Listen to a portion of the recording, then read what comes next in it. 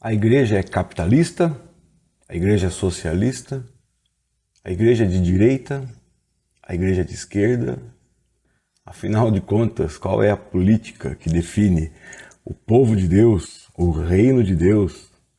Quando o Senhor se manifesta dando leis ao seu povo, dando ordens ao seu povo, mostrando ao seu povo como viver harmoniosamente, será que ele revela alguma coisa sobre a sua vontade de governo, o seu estilo de governo? Nós vemos no começo da organização da igreja, os irmãos vendendo seus bens, repartindo para que ninguém tivesse necessidade. E aí já começa a falar, isso aí parece que é socialismo, isso aí parece que é comunismo. Mas também as pessoas vendiam e davam se queriam, ninguém era obrigado. E aí a discussão começa. Talvez não haja tanta discussão para entender como a igreja era naquela época. Discutimos mais para entender que lado podemos ou não tomar hoje, né? E aí o povo se divide. E às vezes um líder religioso que fica quieto apanha dos dois lados, né? Acusado de ser, hoje, com as frases que falamos, né? Ou bolsonarista, ou petista, lulista. Bom, eu não quero resolver o problema de direita ou esquerda, mas eu quero falar de um sistema de governo que a Bíblia impõe, sim. Um sistema de governo que Deus põe, uma linha filosófica, econômica, uma linha de direção, um sistema que Deus institui. E o sistema que Deus institui é o jubileu. E na nossa leitura de Levítico, no capítulo 24, nós chegamos hoje.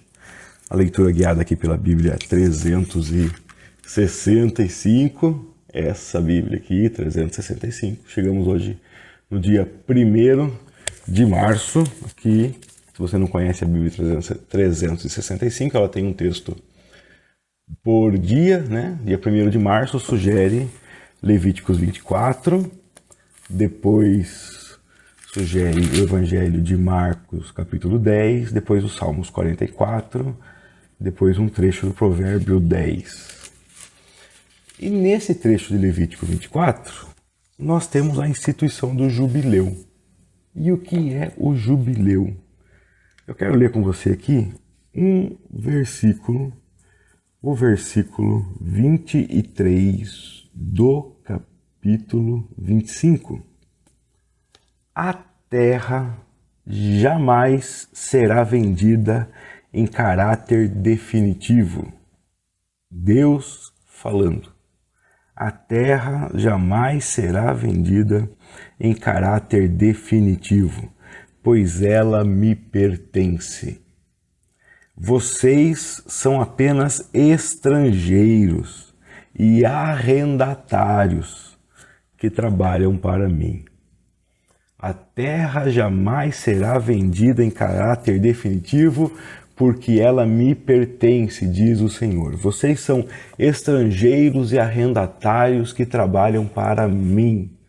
Você é um mordomo de Deus. E esse é o sistema de governo de Deus. Nesse sistema de governo onde você é mordomo, você tem cuidado com a terra que é de Deus e com as pessoas que são de Deus.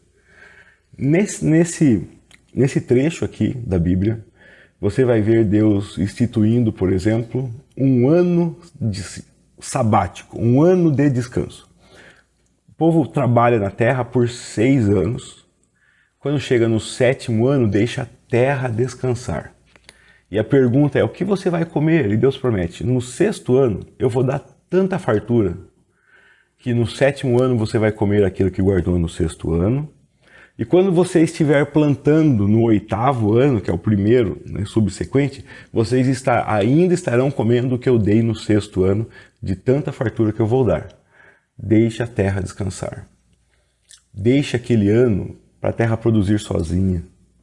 Não plante, não trate a terra, dê um tempo de descanso. O jubileu é a soma de 7 anos desses anos sabáticos. Então você vai trabalhar 6, descansar 1, 7. Trabalha mais 6, descansa outro, né? Quando chega no sétimo, 7 vezes 7, 49, então a cada 50 anos tem um ano jubileu. Além do descanso da terra, além de tudo isso, de todo esse cuidado com o descanso semanal e o descanso a cada 7 anos, no ano jubileu acontece que as terras são devolvidas a seus donos, às suas famílias. Então, se você comprasse a terra de alguém, ele te venderia para você usar até o jubileu. No jubileu, toda dívida é perdoada, a terra é devolvida. Se alguém precisou se vender escravo, no jubileu ele é liberto. Tudo volta a zero. As pessoas voltam às suas posses, porque voltam à terra que Deus lhe deu. Que elas perderam sozinhas, mas Deus lhe deu. E nessa visão de que tudo é de Deus, o jubileu é o ano de restauração, é o ano de bênção, é um ano de ter de volta aquilo que Deus deu e que nós, com as nossas atrapalhadas, perdemos. Também nesse sistema de governo, embora seja um sistema capitalista, né, porque as pessoas compram, vendem, é um sistema capitalista que não é para ter lucro sobre o seu irmão. Porque o seu irmão não é sua propriedade, né? O seu irmão é seu irmão. Versículo 37. Lembrem-se de não cobrar juros sobre o dinheiro que emprestarem, nem de ter lucro com o alimento que venderem, quando alguém do povo empobrecer. Versículo 35. Se alguém do seu povo empobrecer e não puder se sustentar, ajudem-no como ajudariam um estrangeiro, um residente temporário. Permitam que ele more com vocês. Não cobrem juros, nem tenham lucro à custa dele. Em vez disso, mostrem seu temor a Deus, permitindo que ele viva como parente com vocês.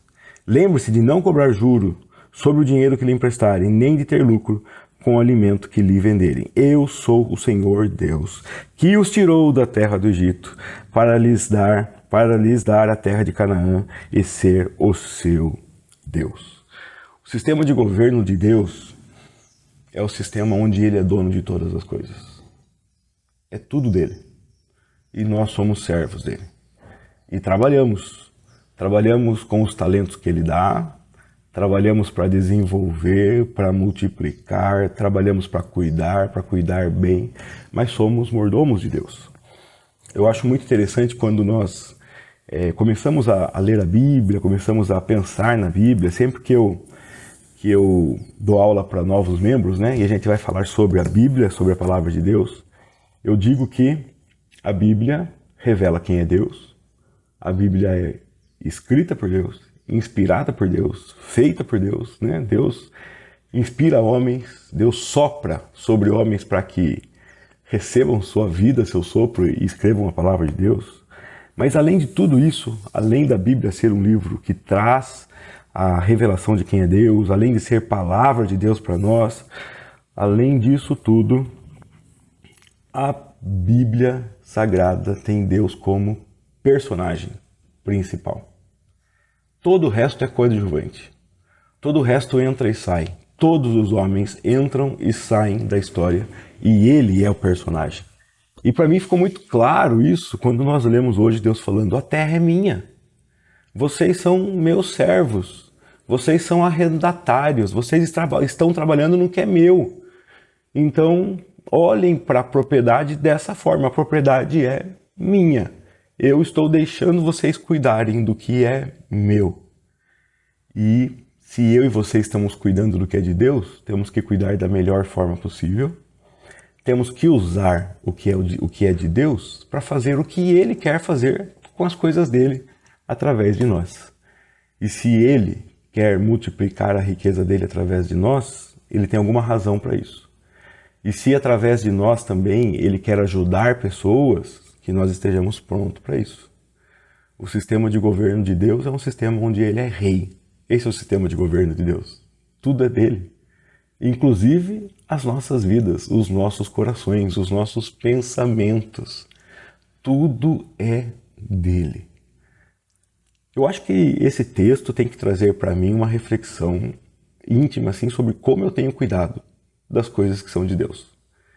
E por coisas que são de Deus, eu não estou falando lá da igreja. Eu estou falando de mim, da minha vida.